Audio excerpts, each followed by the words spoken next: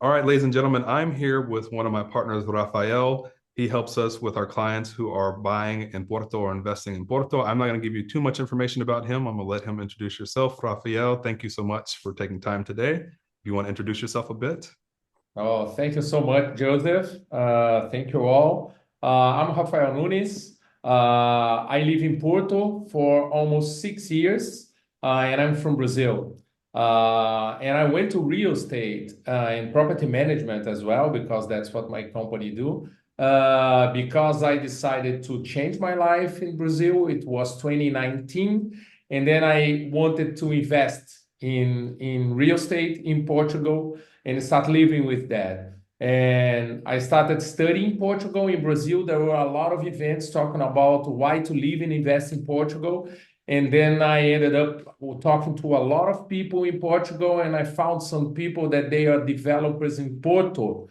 I've never been to Porto by then. I've never studied a project in Porto by then. And I asked these guys, why are you investing in Porto? Isn't that like obvious that we should go to Lisbon, Cascais, maybe the Algarve? And they said, Rafael, they had a very good approach because they said, Rafael, Portugal, Porto is a city that even though it's the second city of the country, it's not the capital, but it's totally independently. It's politically a lot pro-business, and it's a second city in terms of the redevelopment of the country. So while Lisbon is a lot ahead, Porto is still behind. So we see, by then they told me, a lot of, it's still cheaper, costing 60 to 70% of Lisbon prices.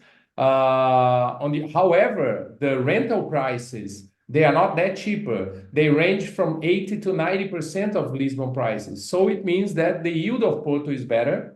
And then I said, okay, but working in real estate, because I worked in Brazil, in shopping malls, retail, and investment fund, I said, but we know that when the yield is bigger, the risk is also bigger. So isn't the risk of Porto higher than Lisbon? They said, no, because it's an autonomous city. So the city is a lot strong in terms of business. It's the capital of the north, let's say.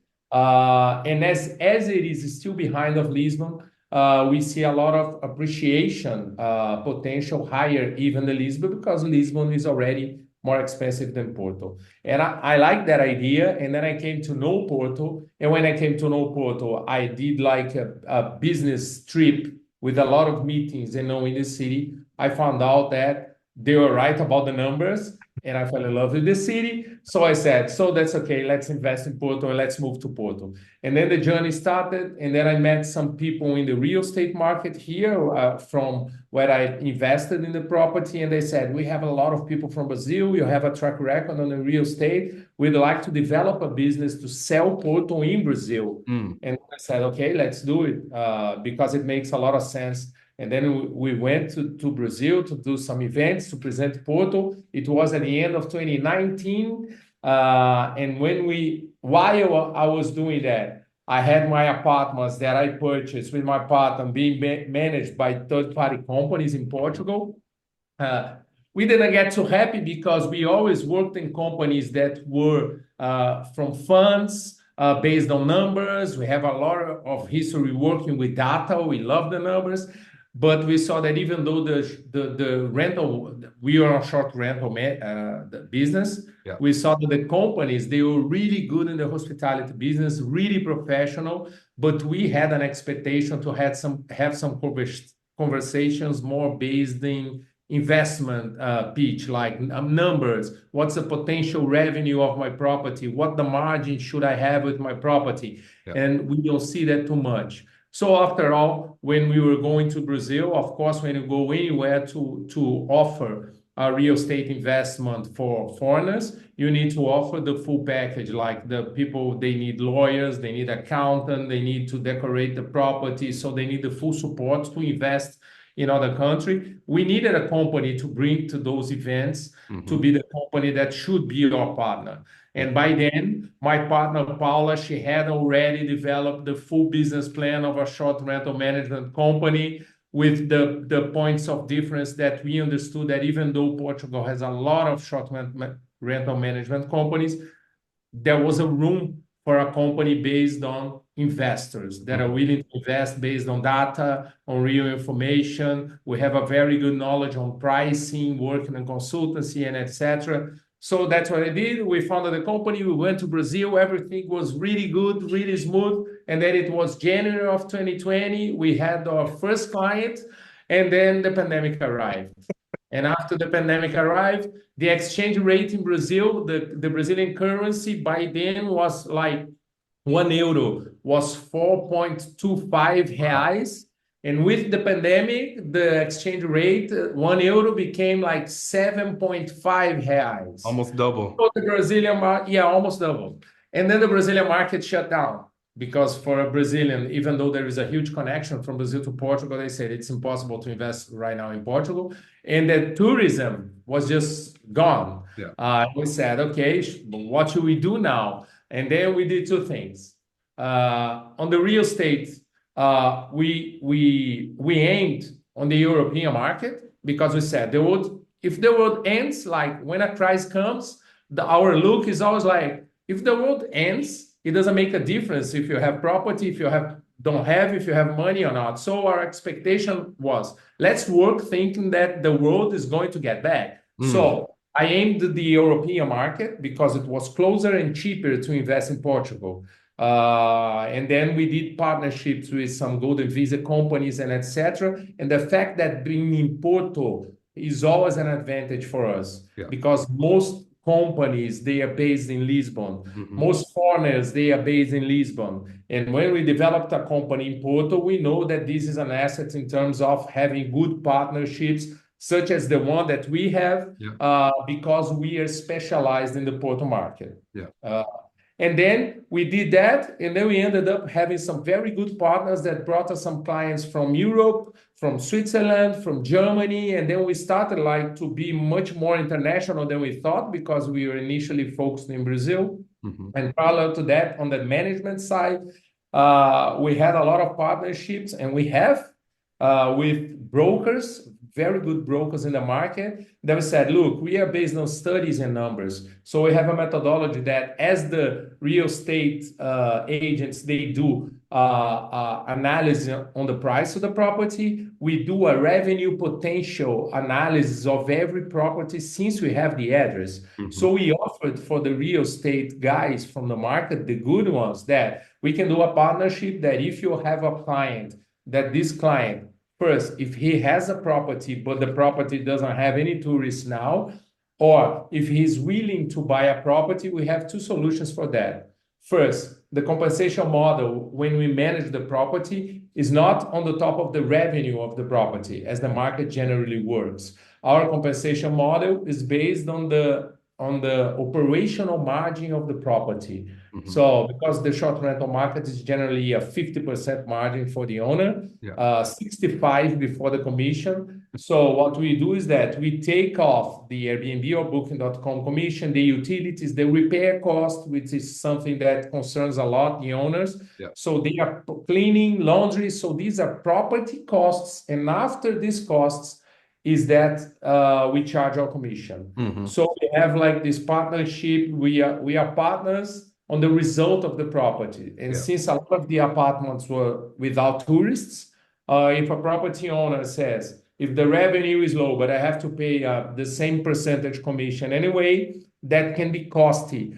But if the apartment doesn't have a good margin, I'm not gonna pay almost no commission. And then it opened a lot of doors for us.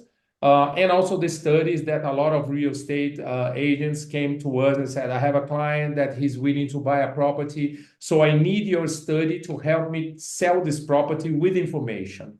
And a lot of them call us to table. We present the company, of course, and then we present the studies for the client. So the client helps to purchase the property, considering already the revenue and etc. Because at the end of the day, we founded the company because we tried to bring to the table the learnings from the experience that we would like to have from the beginning. Because we bought apartment for short rental in the beginning, but we didn't know anything about it. So we had a lot of learnings by then. So that's what we tried to do.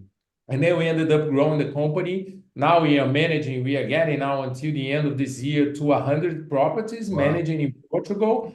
We manage properties in all over. It's Porto and Lisbon, the metropolitan areas, but we are like 90% concentrated in Porto due to the relationships that we have. Yeah. Because until now, we only grew through partnerships. Yeah. We still didn't invest anything in the market. Now we are going to the market and etc. to be more seen, and we have a goal to grow in Lisbon. Yeah. But on the real estate part, what we did is since we do a lot of studies and analysis and etc., regardless, the goal of the buyer is to invest or to have a second home or to move to Portugal, we like to do a lot of analysis to support the decision of the client, because some clients, they are really, we was born, and this is a lot of our core business. We are investors, so we provide revenue potential studies and feasibility studies. We like to try to have a approach like a fund, in terms of when we go through the journey to help the purchase of the property, when we get to the short list, we always do the comparison. For these properties that the client liked, these are if they're investors, of course, and they are willing to have, for example, revenue on the properties. Yeah. And then we compare the location of the properties, if they are for long and short term. We do the studies of revenue and margin and the yield. Yeah. For both scenarios. And when the property is not, the goal is not buying to invest itself, of course, we do what every good real estate agent does, like getting the right value for the property, because regardless if you're buying for yourself, regardless if you, of course, you want to love the property that you're buying, everyone wants to make a good deal. Yeah. So we are really focused on that. Yeah, I love it. I think that those of you who are watching this and you're going to be working with Rafael and purchasing in Porto, you want to work with somebody who has been through the fire, bought their own properties. They know the market. They also know how to do all of these studies to be able to give you an actual pro forma of what a property may have, right? And so I think that's one of the reasons I think that Rafael and I connected was I was looking for somebody, as I work with a lot of you who are coming in to invest in Portugal and a lot of you who are looking to buy in Portugal. Porto, to me, is one of those places that stands out, but there was no agent in that market that I could say, hey, can you tell me my client is looking for something that has a 5%, a 7% yield? Can you guarantee or know, comparatively speaking to the other parts of properties that have sold, what that looks like? And almost no agent can do that. So whenever we had our first call and we started discussing this partnership, Rafael told me about his process and his experience. And I was like, this is the person that I need to have as a partner. And so those of you who are watching this, based on what he told you, you know that he has his experience. And so I'm really excited about that.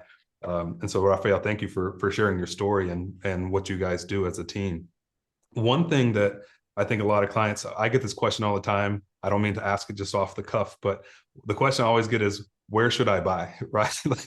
And without knowing anybody's background and what they're trying to accomplish. But if they're buying a primary residence around Porto, or if they're looking to invest in Porto, what are the areas that you say these are the areas that you just consider? Are you looking at things like that right now and saying, here's where I'm going to send my investor clients and people that are looking to purchase primary? Or do you have some areas that you try to send them to right now around Porto at this time?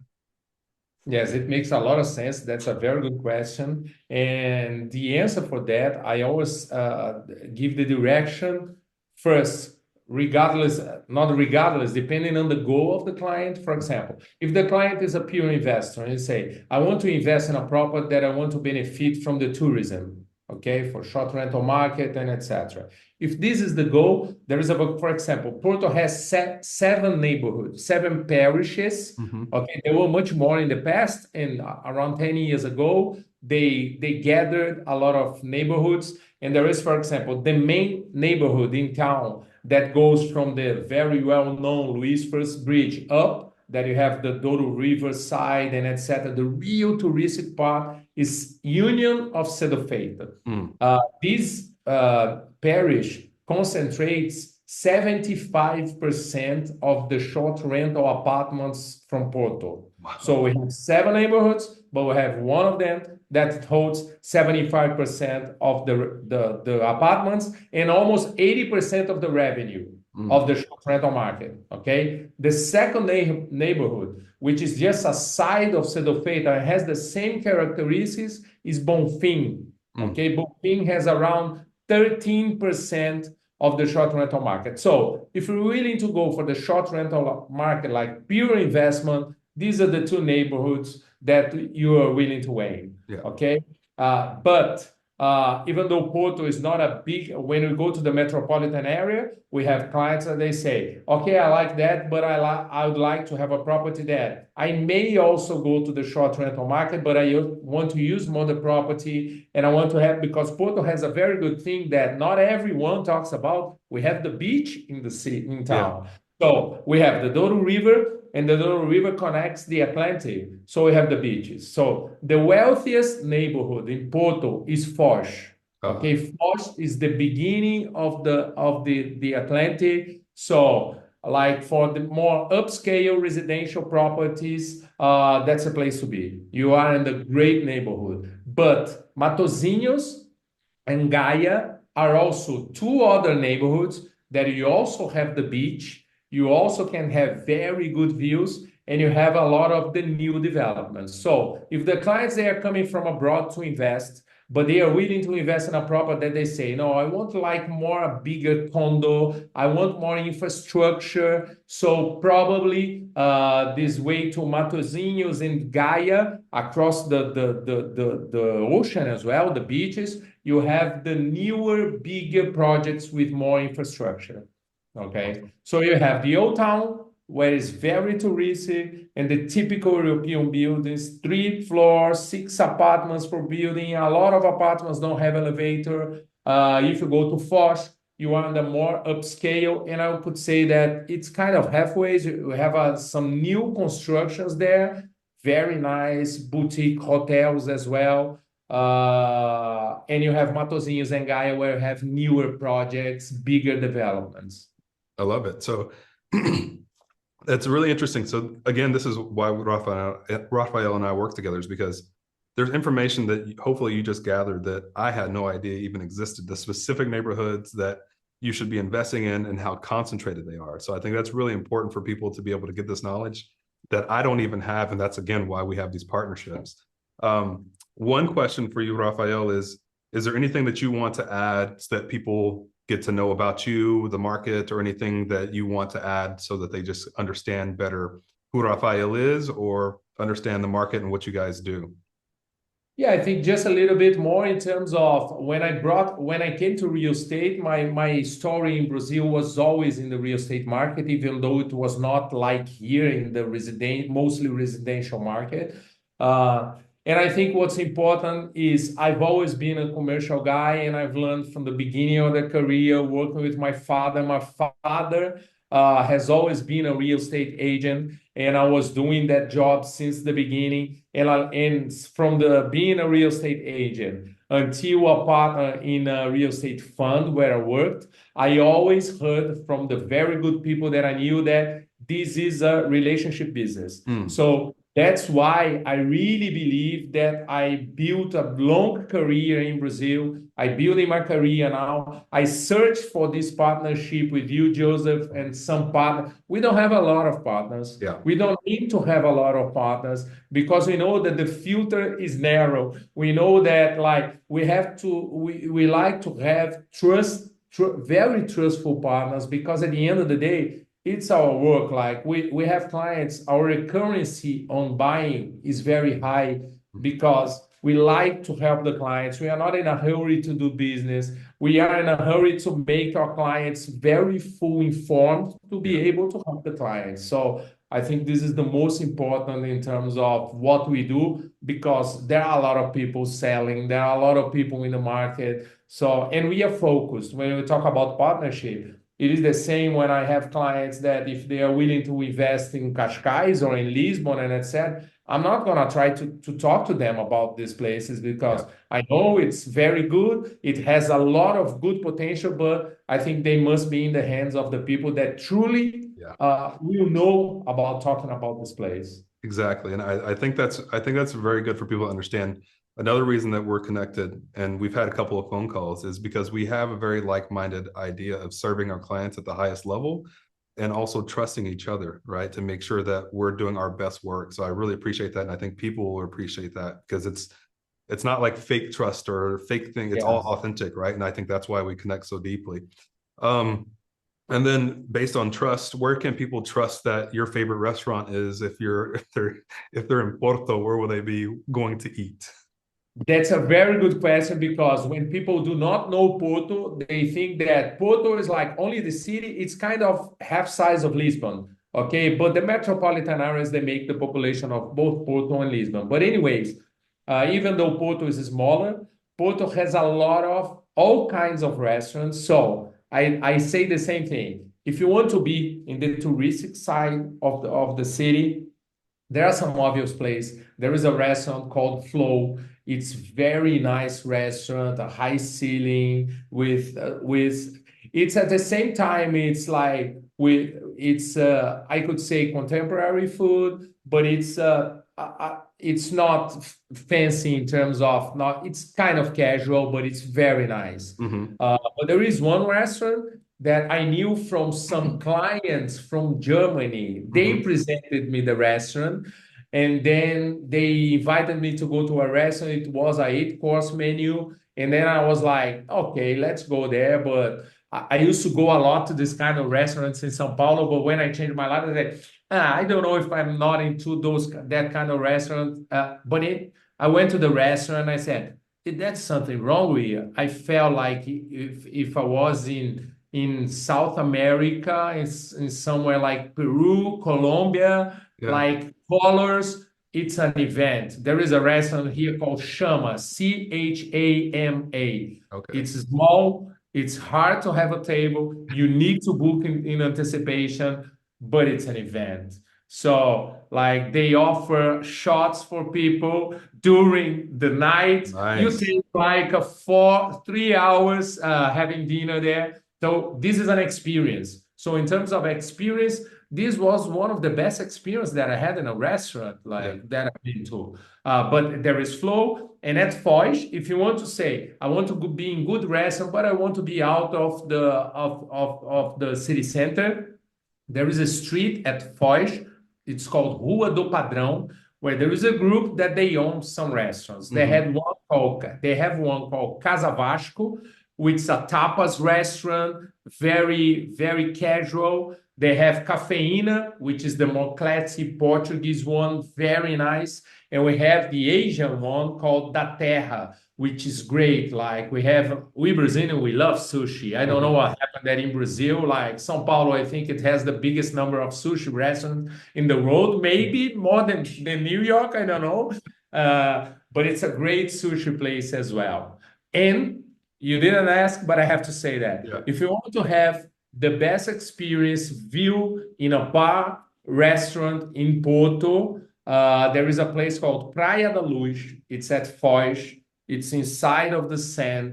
You have the enclosed restaurant. You have the big balcony with the tables with music in the afternoon. So you are in the city and you can enjoy a lot. This is like one of the best sunset spots restaurants in town.